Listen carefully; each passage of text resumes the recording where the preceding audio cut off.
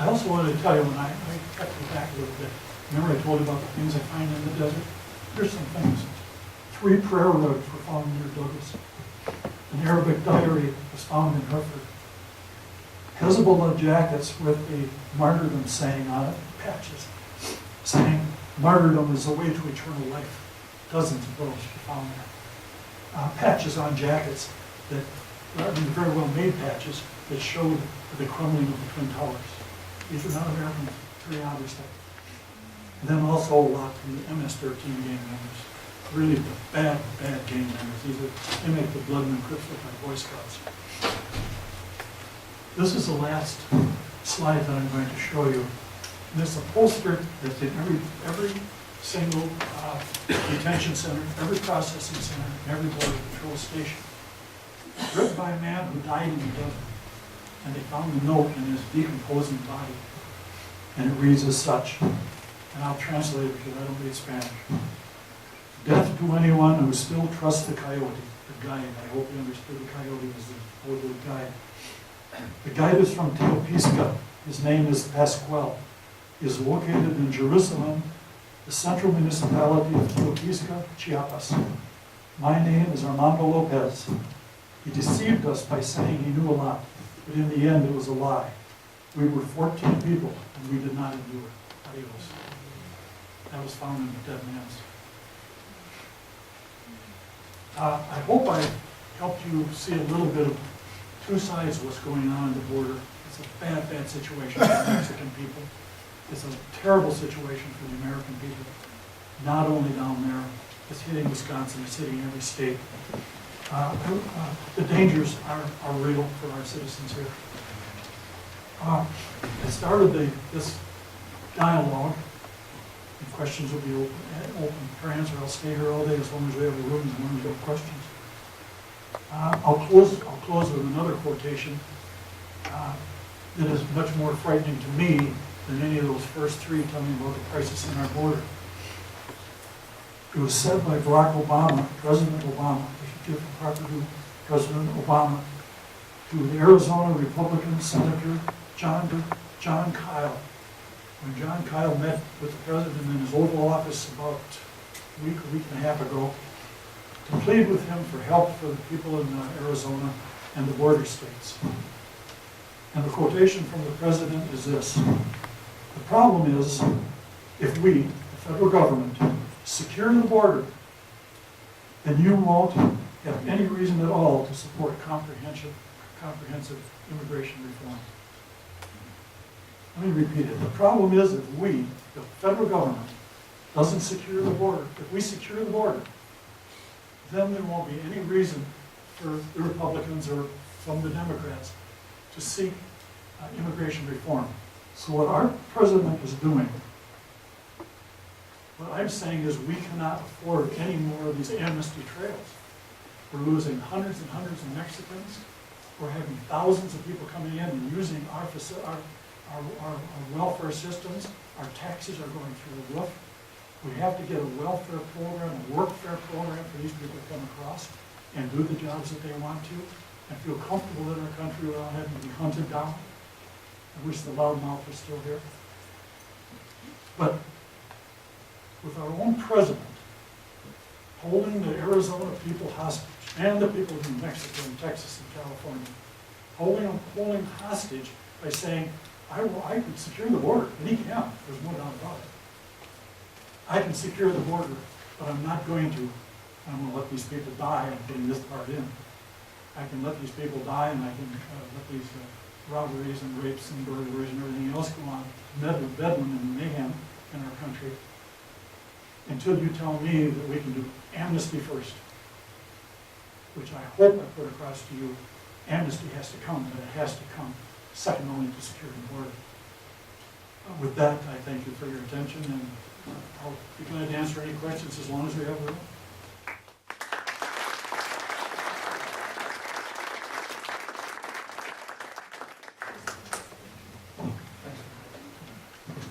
Okay, sir. Well, thank you very much for your time and for coming here today. I certainly appreciate all the information you had. Thank you. I'm glad you're here. Yeah, I think everyone can agree that Mexico is facing some very serious problems that could impact the U.S. I think my question may be more appropriately directed for the gentleman who's here on behalf of the Tea Party. I'm sorry, I did not catch your name, sir. Oh, Frank Wesley Jr. Okay, thank you very much. When you started with your opening comments, you had listed some of the Tea Party priorities, and the first one that you had listed was restoring the Constitution and individual rights. Am I characterizing that correctly? Yes. And you had mentioned that one of your goals was to, repeal the Patriot Act. Yes. And I also consider myself to be very interested in individual liberties and civil rights. And as I read the implementation of the 2010 Arizona immigration laws that the Arizona Peace Officer Standards and Training Boards put together, under the particular section that says factors which may be considered, among others, in developing reasonable suspicion of unlawful presence, some of those factors include things such as traveling in tandem, if a vehicle is overcrowded or rides heavily, dress, demeanor, or significant difficulty communicating in English. As I read those things, I certainly have traveled in tandem. There have been points in my life when I've been moving where my vehicle rides heavily or is overcrowded. There have been times in my life where I've had difficulty communicating in English. And certainly if I were arrested, I would probably act unusual or nervous. So I'm wondering, in your opinion, as somebody who purports to want to restore the Constitution and individual rights, in granting a police powers this broad, isn't that irreconcilable with your primary concern as a Tea Party individual? No. As I understand it, the law, first, there has to be some kind of an infraction of the law for the officer to have reasonable suspicion to stop somebody. And after that, then the officer has the lawful right to inspect their documentation. Right. Let's say I'm speeding and I get pulled over and I have a car that appears to be riding heavily.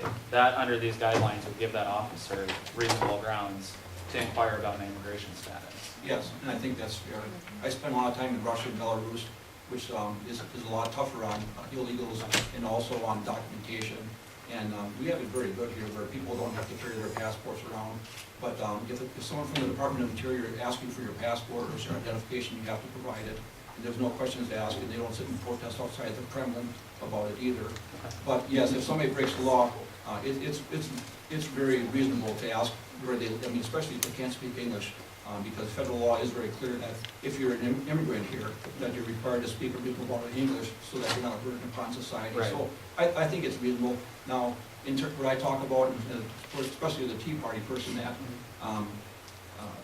we have a lot of unwarranted or warrantless wiretaps, eavesdropping.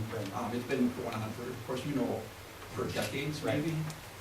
So I don't want to say that any one right is more important than others, but if somebody's in the process of committing a crime and an officer has a probable cause, that's a lot different than having your cell phone data picked out of there and recorded by the National Security Agency, and reading your emails also through these Carnivore and other devices. So I agree with you, and I know what you're saying, but I think the Arizona immigration law is pretty well thought out, and I think it's very considerate.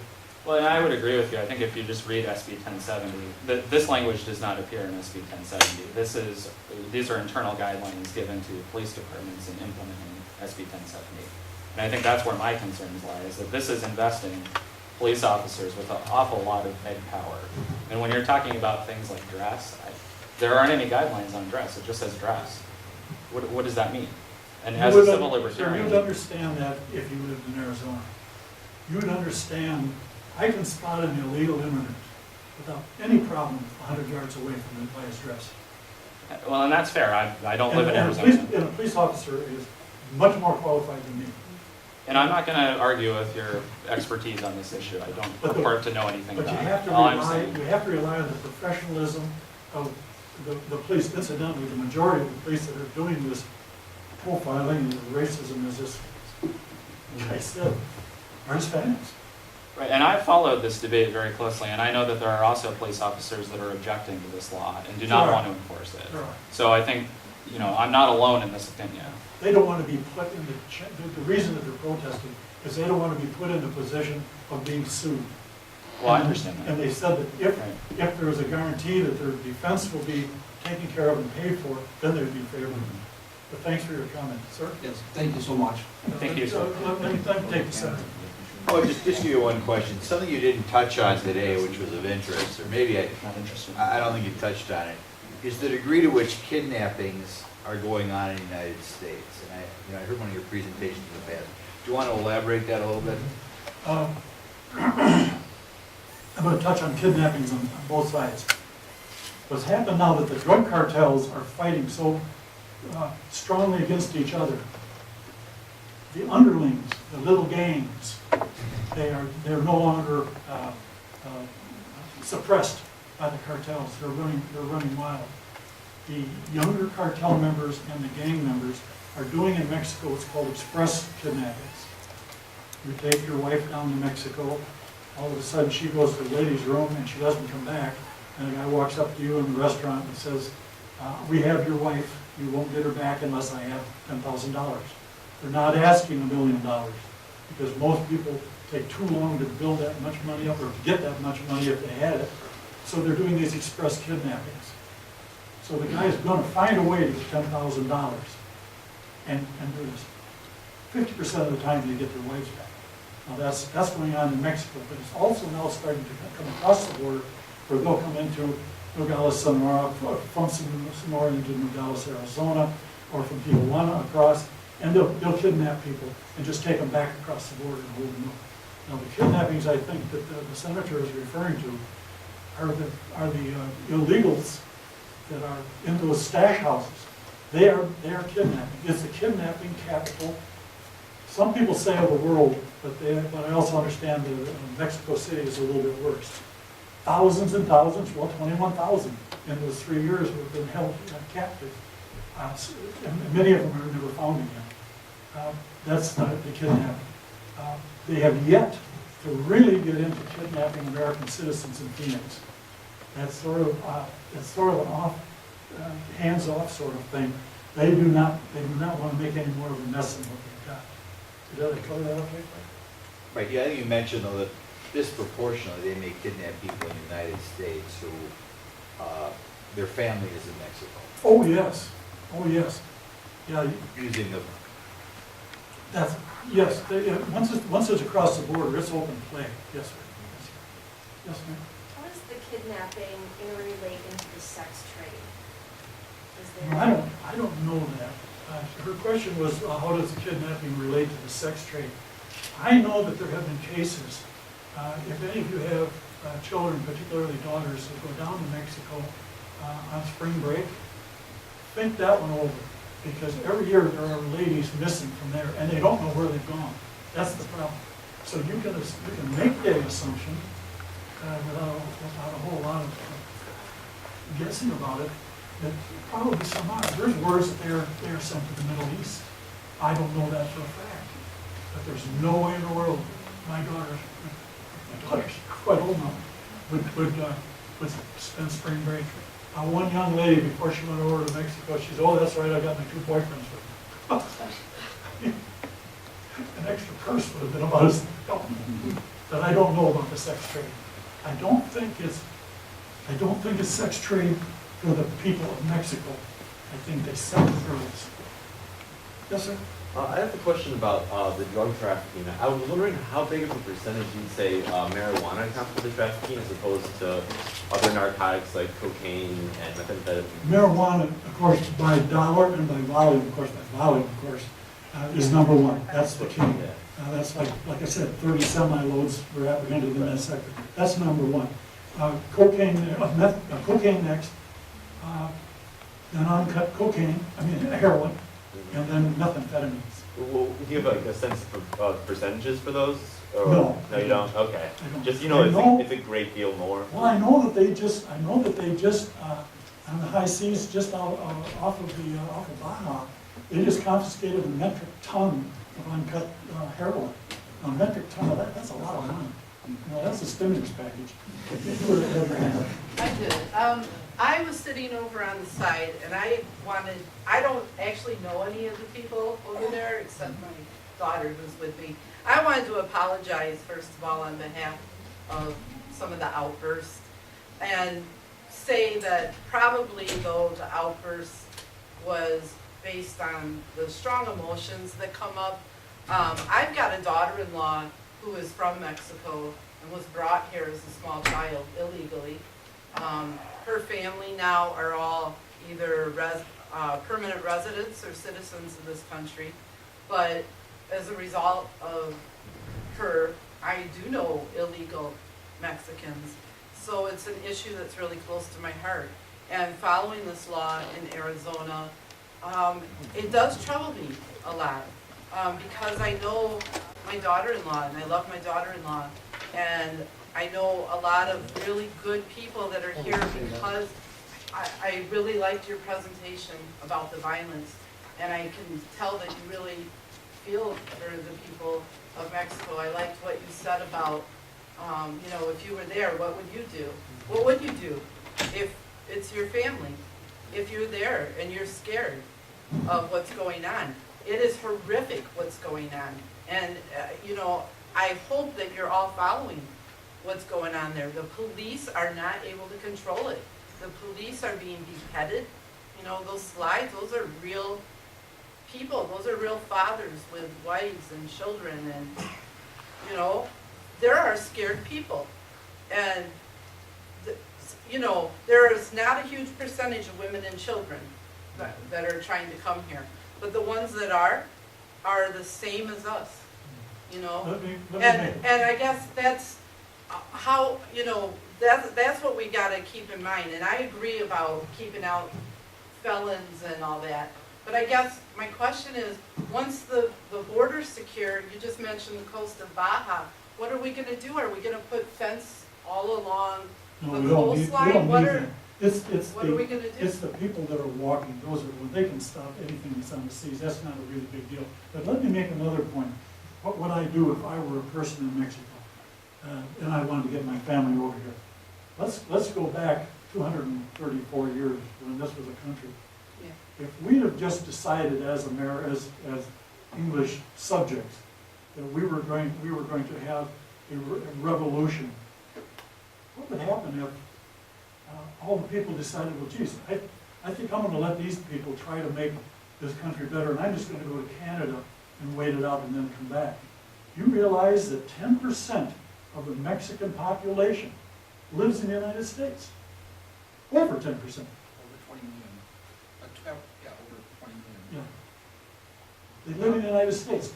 So what's happened is the dissidents are coming here instead of standing up. Why aren't they down there becoming police officers?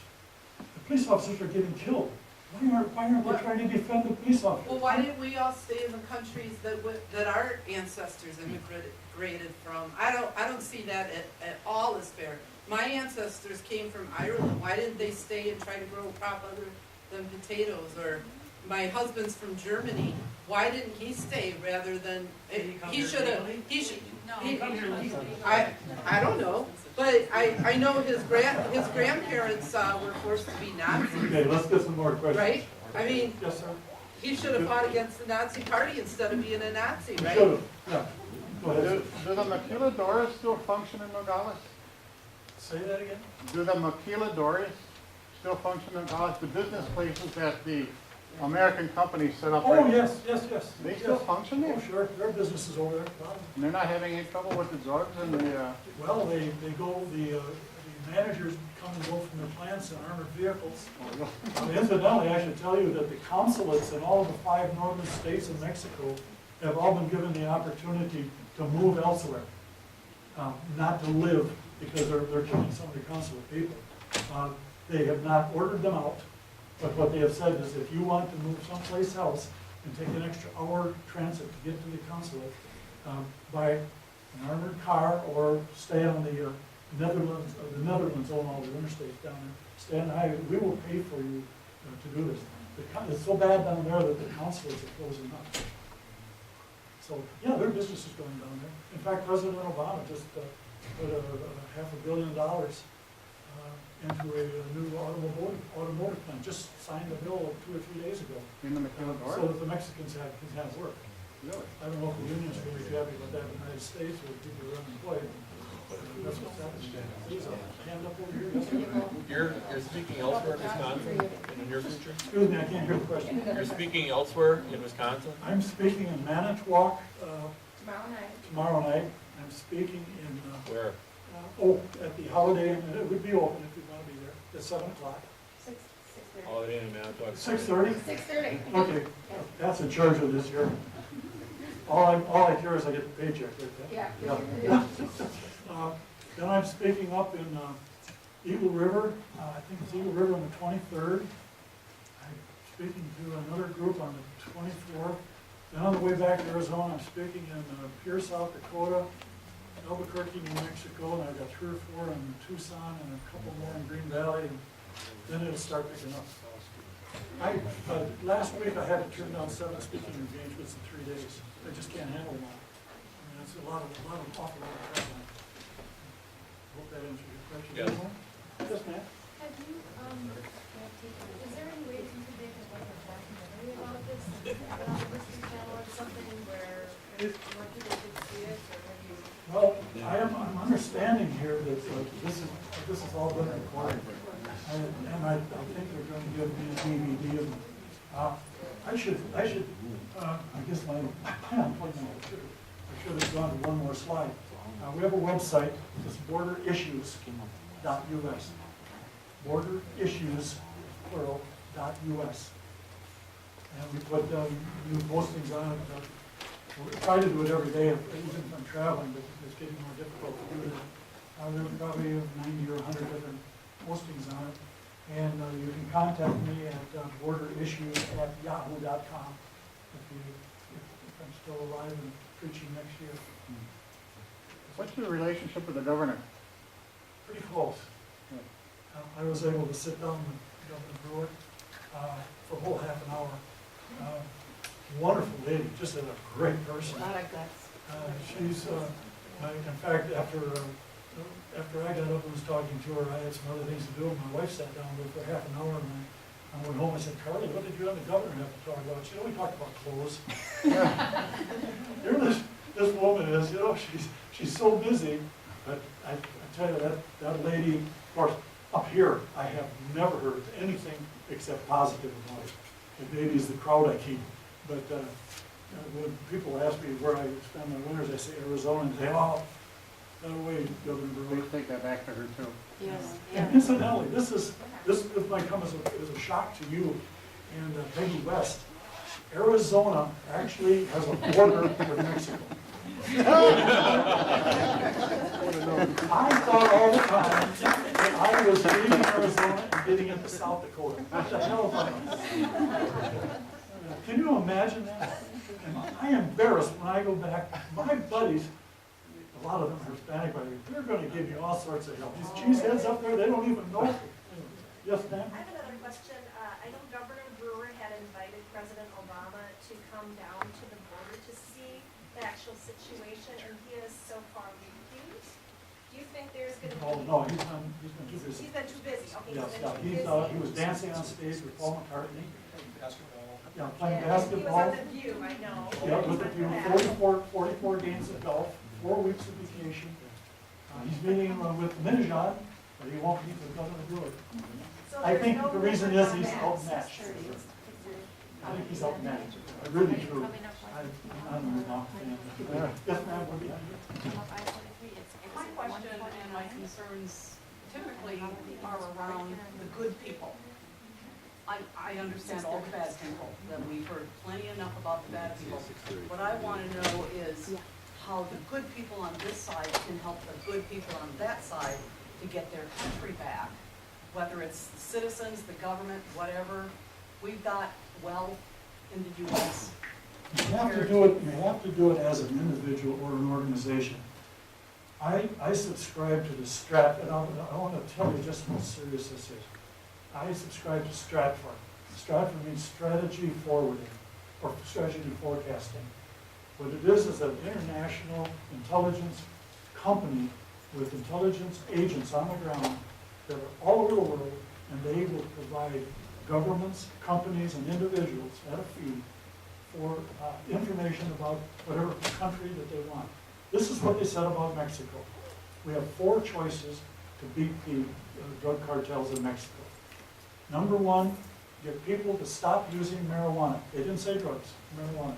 To get people in the United States to stop using marijuana in the United States. Not going to happen, they said.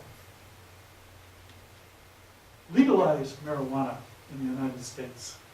Not going to happen, they said. Thirdly, we can go in with our military and help the Mexican government beat the cartels. Mexico won't allow it, probably rightfully so, because incidentally in Juarez, the city managers and the city people of Juarez, can you imagine, picture this in Madison, actually petitioned President Calderon to get the United Nations peacekeeping force into their city because they can't control it. That's true. We're not going to go into Mexico. The 4th thing, and is our option, is to live with it.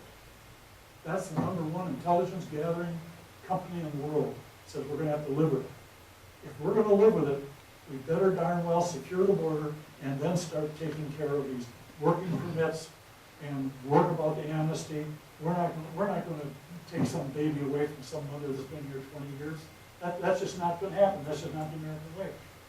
What if we were, well, Bangladesh isn't much different than Mexico. They're failing states. They're poor. They have very little to offer us. If we didn't have a border, why wouldn't all of Mexico come into the United States? We can't afford it. We can't handle it. We're overwhelmed with the 20 million that we've got now. And this is affecting people in Wisconsin. I live on a lake up in Boulder Junction, 4 months of the year. There's a wonderful lady up there whose granddaughter 3 years ago, 23 years old, went down to the University of Wisconsin La Crosse to visit her sister. They found her the next morning. Her lip was missing, her ear was missing. She had been beaten up so badly and raped and killed, thrown in front of a snowplow. They caught the guy the next day. He was an illegal Mexican that had come across the border 4 times through Arizona. It's happening in Wisconsin. I mean, this is all over the United States. And it's going to get worse. It's not going to get better. That man over there can call me a racist all he wants. It has nothing to do with race. I'm a full-blood Scotchman. If I saw a bunch of guys in kilts climbing over the damn wall, I'd turn them in just as fast as I do these guys. It doesn't make a bit, because they make haggis, and that's actually terrible. Any more?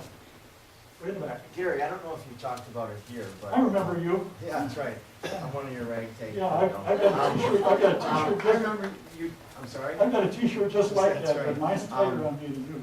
I remember you talking about, at one of our meetings, about the Mexican military incursions into the United States, 60 miles somewhat.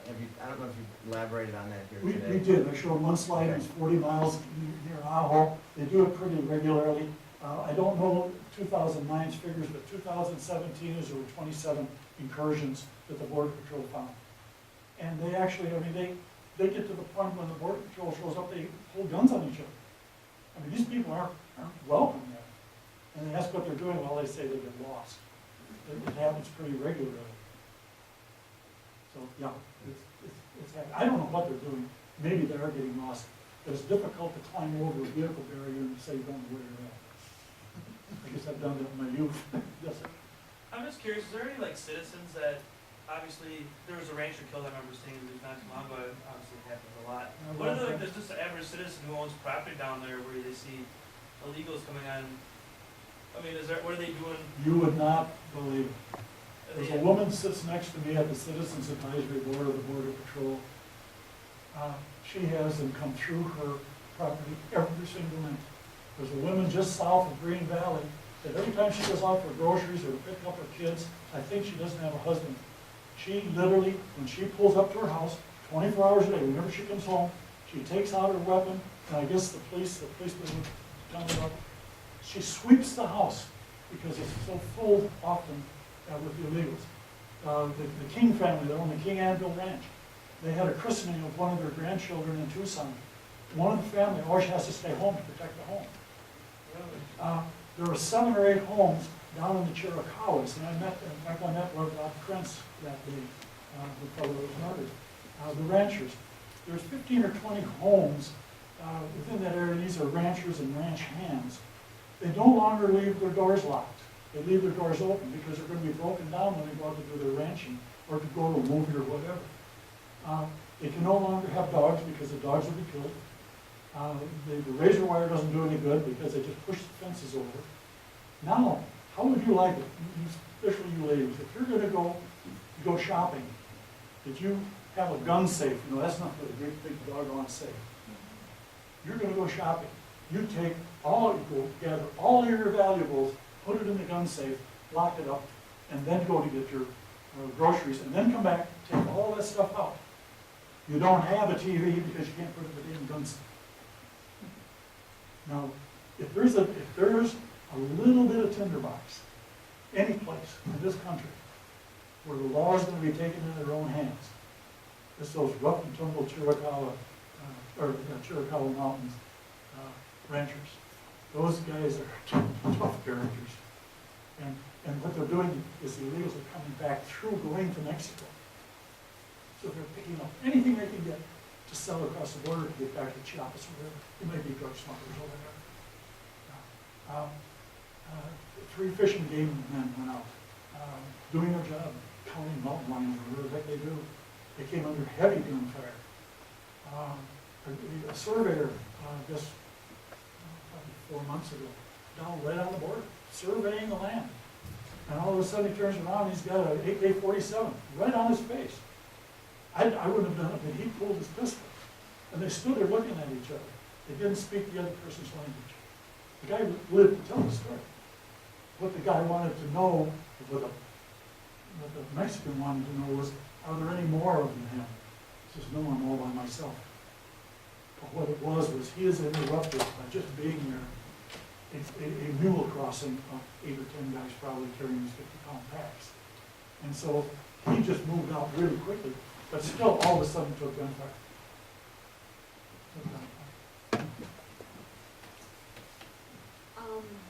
We came here today to learn more about the situation and to really get a real view, and you certainly gave us that. I really appreciate that. But I'm upset. No, I'm upset and I'm concerned because what do we do about this? What do we do about people with that kind of mindset who aren't even really ready to sit through the whole thing to get the whole picture? It just really bothers me. Yeah, I mean these people over here, this guy here. Yeah. I don't think what I was saying matched his agenda. And unfortunately, he left before I really got into the savagery being pumped onto the immigrants. Maybe he had been a little bit different, but I suspect his agenda was such that it didn't matter what I said. You know, I could walk down water and I was still being racist. I really object to being called a racist. The only time I've ever hated a Mexican is when Armand Duarte, one of my very good friends, continually beats my ass in golf. I don't like that one. He is the only guy that I know, by the way, of all my Mexican friends that does not agree with SB 1070.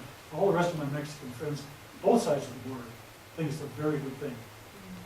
You know, when 73 or 74% now of Arizonans are in favor of it, that takes in a whole bunch of Hispanics. A whole bunch. Way back in the corner. What can we do about all of these misguided efforts to boycott Arizona products? What should we be buying in place of all the boycotts? And the second question is, do you ever, for people who want to like vacation or visit Arizona, do you ever take them out on tours? I think it'd be very interesting. I didn't hear the last part. For folks that might want to vacation or just come and visit Arizona, do you ever take them out on tours? For people who want to see the border firsthand? Actually I do, and I have. And I will be glad to take them into the Sonoran Desert. No guarantee I'll take them back. Yes, I do. Your first question, though, Janelle, was the boycotts. The boycotts. I just read something from our local newspaper. Since SB 1070 has taken effect, hotel occupancy has gone up like 12 or 13%. They sort of think it's a joke. Arizona, of course, they wouldn't do this, but California, of course, they've got a much more severe SB 1070 than Arizona does, but they're multi-dot. They didn't stop to think that they're getting electricity from Arizona. And the guy in charge of all this said, well, I'll just turn off the electricity, and we don't have to worry about it. Of course, you can't do that. But frankly, it's disheartening more than it is damaging. It's disheartening, you know, when you hear some dingbat that says, you know, that Arizona isn't even on the Mexican border, and she's, I guess, in charge of the finance committee of Monkey County. That's scarier yet. I think it's just disheartening, but it's been, I think, Dan, well, how many letters were sent? Like 300,000 or 400,000 from Arizona, from Wisconsin to Arizona, apologizing for Wisconsin. There were a significant number. Yeah. I couldn't tell you exactly. Yeah, apologizing to Janet Brewer and those people. They know what's going on. They realize that there's certain groups that are, you know, it's sort of a mess. Yeah. The four options that you mentioned a bit ago we're still kind of rolling around in my head. And the one that you said was legalizing marijuana. And it seemed as though that was just dismissed out of hand as not gonna happen. I would, I guess, like to know a little bit more about the reasoning behind that, since Because I don't think if it was made legal, I can't imagine that there would be much more problem, if any more problem, than we have with alcohol. My personal And- opinion on that, Dan, is if marijuana were legalized, and the worst case scenario happened, that some people went from marijuana to harder drugs. And in the worst case scenario, if you could dream of anything bad by legalizing the drugs, the worst case scenario is it's still better than what we've got right now. But there's a downside to this too that I don't think a lot of people think about. Willie Sutton was asked one time many years ago, many of us in the room remember Willie Sutton. They asked him why he robbed banks. He said, because that's where the money is. The same thing is gonna happen if we legalize marijuana. First of all, the drug cartels have huge plots and hydroponics up in Washington and Oregon, state of California. They've got a lot right here, but it's gonna get real messy if we did stop the drugs from coming across, because that's where most of the money is. My question if we do is, not- would that take the teeth out of cartels if people No. didn't have to That buy was gonna be my drugs next illegally point. anymore? They need money. They're men and women. In fact, one of the most ruthless ones was she's on prison right now, was a female drug lord, beautiful Mexican woman, by the way. Well, what's gonna happen, in my opinion, this is just sort of a guess. You've got literally millions of drug cartel members that have never done anything in their lives but do something criminal. If we completely eliminated their drug trade across the United States, they're gonna find something else from us. Kidnappings, ransoms, flash bank robberies, because we're the money source. They're certainly not gonna go to Costa Rica or Nicaragua or Colombia. They're not gonna go south. They're going up here where the money is. We can give them jobs producing and manufacturing marijuana for the US. They seem to be good at it. Yeah, they are. Yeah, they are. They spend all this effort on marijuana and drugs. How much do they spend on counterfeiting? I don't know that there's much. They don't need it because, quite frankly, they got more money than they actually know what to do with. They actually bury millions and millions of dollars because they can't invest it. Millions and millions of dollars buried in the ground in Mexico. Yeah. That would be a stimulus package. You and I go down there and start digging. They're digging. Yeah, I don't know if there is, I would suspect there are some, but if it is, it's probably pretty. More questions?